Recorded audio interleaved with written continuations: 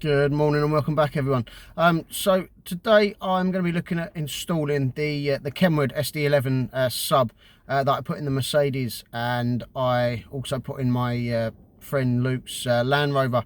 The sub itself is really small. It's an under seat sub. It's only 150 watt. I think it works out about 100 watt RMS. But I've been really impressed with this sub. I say it's a sub, it's more like a powered bass speaker. It's not going to rattle your car, but what it is going to do is just add to that bottom end where it sits frequency wise. It sort of sits just below bass, going into the sub bass frequencies, but due to the size of the speaker itself, if you try pushing it at that level, it will start clipping and it sounds horrendous. So I'm going to try and set it up the same way and install it the same way as I did on the Mercedes. Having a look at the fuse box at the front, I did want to try and use where the factory amp fuse is and do a circuit, a new circuit off of that, but unfortunately it doesn't have it installed, mainly because this underseat sub it's 10 amp fuse, and I believe the factory one is 20 amp, so it's half the ampage of the factory one. But what I am going to do is, looking at where it was, I did have a spare, well, let's say a spare fuse, where I've got the power roof rack, I believe it is. I'm just going to power it off of that because that is a constant, and then I'll probably use something like the horn as the switched live, but I'll go through that as we go along. What I will do is try and explain, although this is installing the under seat sub, what you can do is use the same sort of idea if you wanted to install the JBL sub, but with a standalone non-factory amplifier, something low powered. It has to be 2-channel but low powered. So Vibe do a inline amp, like soundstage amp, which is very low power, but it's very good and will do exactly what you need it to do. But I'll try and explain all that as we go along. Wiring wise, in the back, with that amp, it does come with high and low level inputs, but I'm going to be using obviously the high level inputs, which comes with a 4 and a bit meter long cable. But otherwise I will show you how to install a inline converter if you so wish, and then you sort of your standard RCA cables as well, but I'll explain all that as we go along. So just to run through what you get in the kit, obviously you get the speaker itself, which is tiny. In my last video I put it on an A4 piece of paper, and this was still smaller than the A4 piece of paper, so it shows you just how small this speaker is. You get a couple of mounting brackets that screw onto the back where you can mount it to sort of chairs and so on, but I haven't got it today.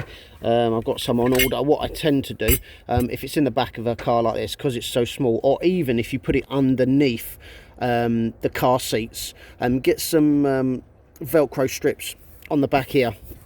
It's what I did in the Mercedes and it worked. Well, it still does work perfectly well. You also get a remote.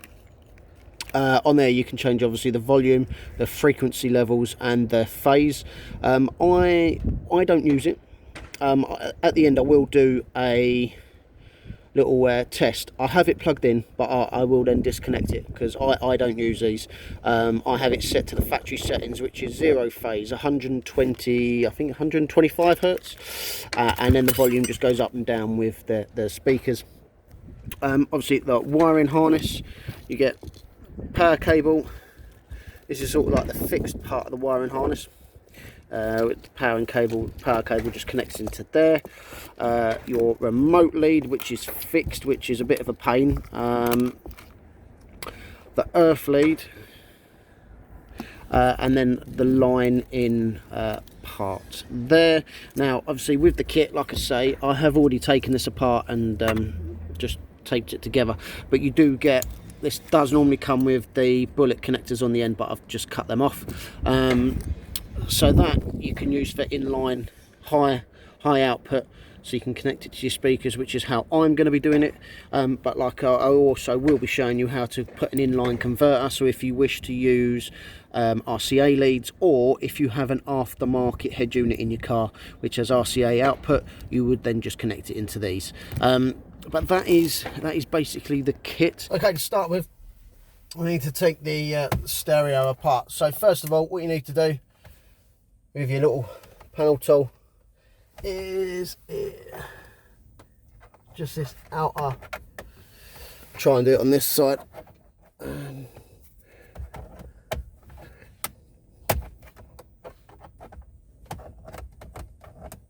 the outer bezel.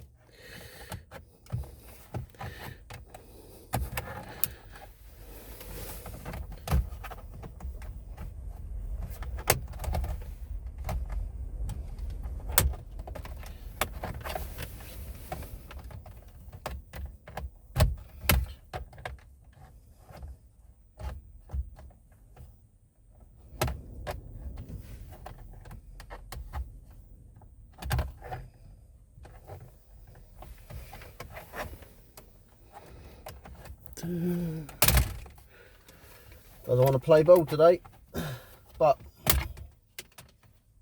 okay. So they're all right. So it's just held on with 4 clips. What I would suggest, as you can see in the past, I haven't, because I always use a panel tool, but you can see where people have used screwdrivers and stuff, because with the plastic it does mark it basically. So you just disconnect the cable. Then what we have next is you've got 4 screws holding the screen in, one there, and 2 on the other side, and they're held in by the Torque 20 bit screws.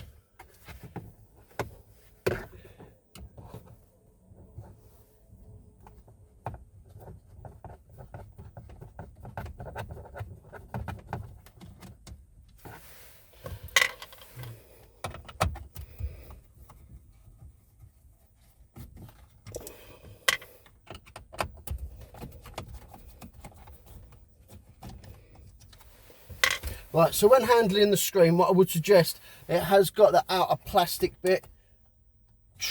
You use that as, handle that as opposed to the screen itself, with these little tabs, mainly because you don't really want to be pressing on the screen if you can help it.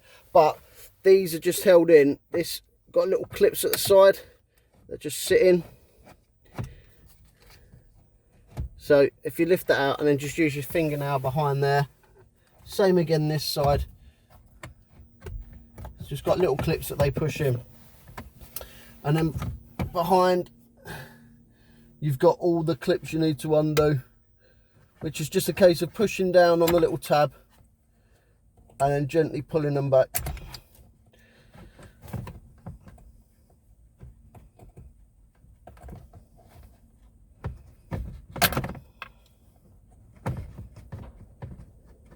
And with all them, they are all colour coordinated. Okay, so now the screen is off.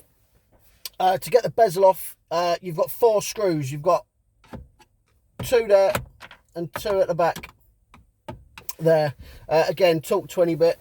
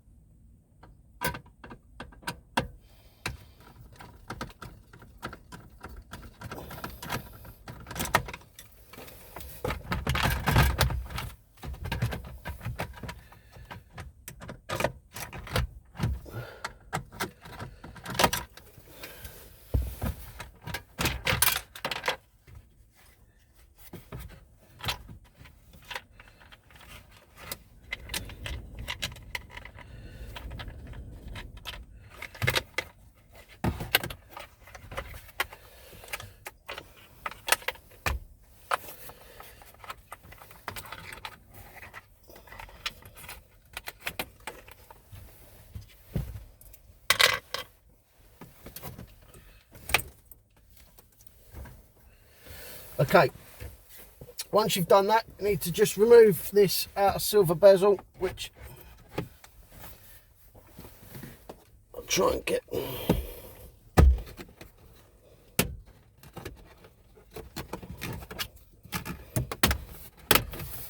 Once you start on one corner, it should just unclip,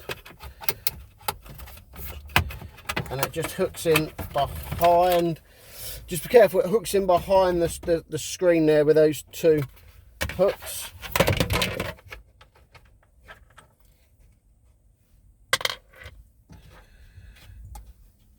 Just rescue the two screws again. Okay, so finally, to get the stereo out, you've got, again, 4 screws either side.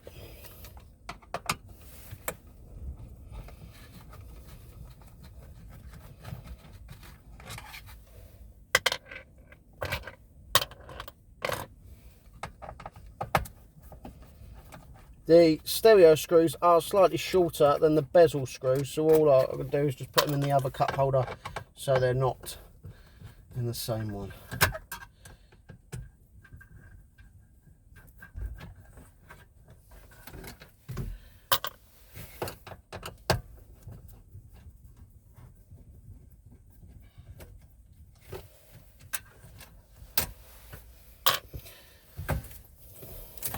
Now this should just pull up out the way, and there we go. So with the cabling, we need this top one here. Basically, I'll put a screenshot up of the pin out. But being that it's French, the wiring colours don't necessarily normally mean they're the wiring colours. What you see in the manual probably won't be what you see there. So what you'll find is all you need to do is make sure that you go off the pin out as opposed to the wiring colouring. Now, I say with myself, with the wiring for this amp, it does come with a 5 metre long high level input, which basically just 5 meters of speaker cable with RCA connector on the end. What you can also do, if you wish, is get one of these, which is inline converter, which takes your four speaker cables plus an earth, which is just to help with getting rid of distortion, and then turns it into your RCA output, like you would on a aftermarket head unit where you can use your RCA leads. In this case, I am going to be using the speaker cables, and basically I'm going to take this back, strip the cable, and then I'm going to solder the cable to this, wrap it up again, and then go from there, which will be exactly the same as how you would install one of these. Strip the cable. Obviously with these, it says what goes where. But the main ones we're going to be looking at is the white and blue one here, 1 and 6. And then I think, if I remember right, it's 9 and 10, which is the two middle ones here. The green and white one here, and the blue one and white one here. But like I say, I will put a pin out on there. So I'm going to do that now, because it's a little bit time consuming and a little bit fiddly. And then I'll get back to you once that's done. Okay, so that's all wired in now. And all I've done is drop the cables down behind the dash, and I'm going to run them along the behind the panelling in a minute once I've sorted out the power cables. So now once that's done, it is just going to be a case of putting it all back together. So with this, obviously it all goes in reverse order from how you took it out. Okay, so when it comes to wiring it in, obviously what I'm in is the front fuse box. Sits underneath the, on the UK model, just above the pedals. So the one you can see in the centre of the screen with the blue fuse, that is going to my dash cam. That is off the usual auxiliary sockets for the dash cam. The one to the right with the red fuse, that is going off of, if I remember rightly, I think it's fuse 39, which is the power. I'll try and find it again. The roof rack electrical connection. It's 20 amps. But I'm going to be using that. I've checked it, and it would appear that it is constant power. So I'm going to use that as my constant feed for the amp, and then what I will do is then just use another little jumper off the horn, maybe, for the remote turn on lead. And then all I intend to do is then run the cables down underneath the side part all the way to the end, and then when we get into the boot, I'll show you what I'm going to do with that. But as you can see, I haven't tidied it up yet, but the speaker cables are coming across. I'm going to wire that across behind, dropping it down behind this cover here, and then run it all the way, just tucking it underneath. So basically I've fed the cables along inside here. I don't know if you can see them in there, but they've tucked just underneath the light there. See the power cable? So they've tucked in, and they're just coming up behind the carpet there.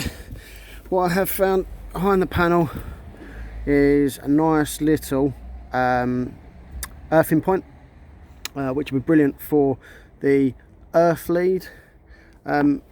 If not, on the Forfour you've got the bracket for the seat release. That's just a, try to remember now, it's a T30. Just undo this bolt, and you've got a nice little bit there behind there as well for an earth. At the moment the earth cable's just dropping down and going into the boot. What I'm going to do is tidy up the cables, hide them behind the rear panel in the boot, and then we get to wiring in the sub. Okay, so that's now all the cables into the rear. It's just going to be a case of just connecting it all up now. So on the back of the sub, you've got your connector where your main wiring harness goes.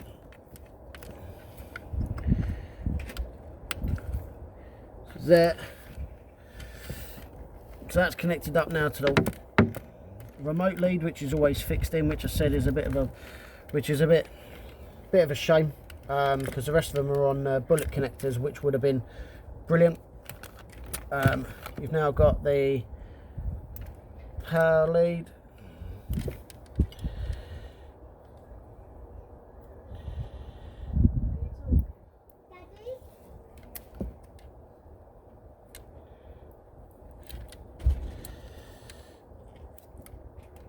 And then finally it's going to be your RCAs. So that is basically, and then obviously your remote lead, which I say I'll put in for testing, but I'm not going to be using it.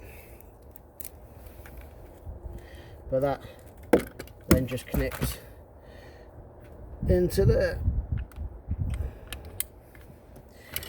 And that should, happy days. So that's it basically installed now. Off screen, obviously I tidied all the cables up. I've wrapped it in this cable wrap. This isn't going to be there, that's obviously the remote lead. I'm just going to have that in for testing, but that's basically the sub installed. Like I say, although this was going to a under seat sub, you can do that to the same for a little amp. For the JBL sub, if you wanted to, which obviously needs a an amp to power it. You can use the factory one, or the easiest option would be just to add a 2-channel amp, which is obviously the right power, that has a low frequency cut for sub, or the low pass filter, as it were. Obviously what I'm going to do, give this a little bit of a test now, and we'll see how it sounds. Okay, so that is the install complete. I will do a little test just like I did with the other one, and to be fair, what I will do is I will use the same song as I did in the Mercedes, just to test the outcome on the smart car. There might be a little bit of background noise. I have got the engine on, and as you can imagine, the speaker being right above the engine, but we'll see how we get on. So turn this down a second. So as before, with the controller, I will set it to the 50 Hertz to start off with, 0 phase, and I won't have it on.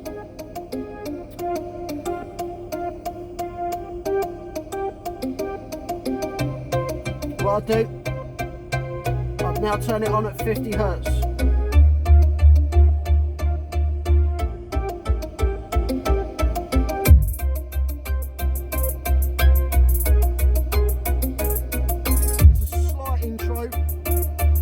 This is at 50 Hertz. I don't overly like it at the 50 Hertz, because I say it does start to clip a little bit.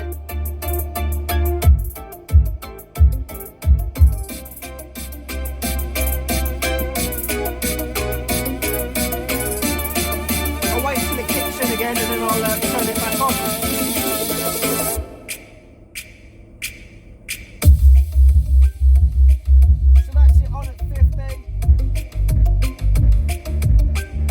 Off. What I will do now is I'll put it back up to the 125 Hertz, 0 phase, 125 Hertz, which is the factory settings for this, which is where I will run the sub itself, which I like in my car. Like I say, if you don't have the controller in, this is where it will be set to. I'll just turn it up now.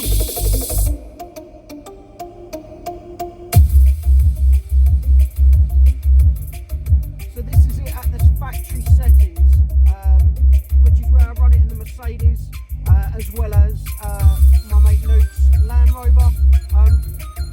We're relatively happy where this sits. I'll just turn this down now. So we're relatively happy where it sits at the factory settings, so we don't run the amp. If you wish to change it and so on, then do run the amp. But realistically, I don't think it's necessary for what the sub has been put in for, and what I use it for, and the type of music that I listen to. Having it at the factory settings is fine. Obviously, if you like a little bit of deeper bass and so on, an underseat sub is probably not the sub for you. You're going to be looking at more like an 8, 10, 12 inch, even bigger if you fancy, but that's going to be dedicated sub and amp, as opposed to an underseat sub, because they're just not powerful enough to hit deep bass, but they're good, they're brilliant. And what I like about this Kenwood one, it just adds to that bottom end of the bass and really enhances the sound in the car, and gives it that bass that it was just lacking beforehand. Obviously, as always, if the video was useful, please like, subscribe. I've got a couple of brilliant videos coming up soon. I have got the ambient lighting kit for the Smart Forfour, the full OEM kit. I will be installing that soon, as well as showing you how to do the coding in regards to that. And also, I'm just in the process of just trying to work out how to wire in the rear doors, because obviously with the kit, it's not normally in the rear door, so I'm going to see how I can modify that and get that into the rear doors as well as the front. So that's coming up. The front fog light kit complete including wiring harness. That's coming up as well. I'll show you how to code that. And some wheel arch guards as well. Obviously, being a white car with black accents, having the wheel arch guards, I thought is a nice little touch, and it looks quite nice against the white and the black. So that's coming up soon. So obviously, please like, please subscribe, and hopefully I'm going to push really hard to get loads of subscribers this year. Hopefully by the summer, because I've got a couple of parts that I'm holding a little bit for the Smart and the Mercedes that I might just give away in little giveaways once I've hit my subscribers. So please subscribe, and I'll see you very soon.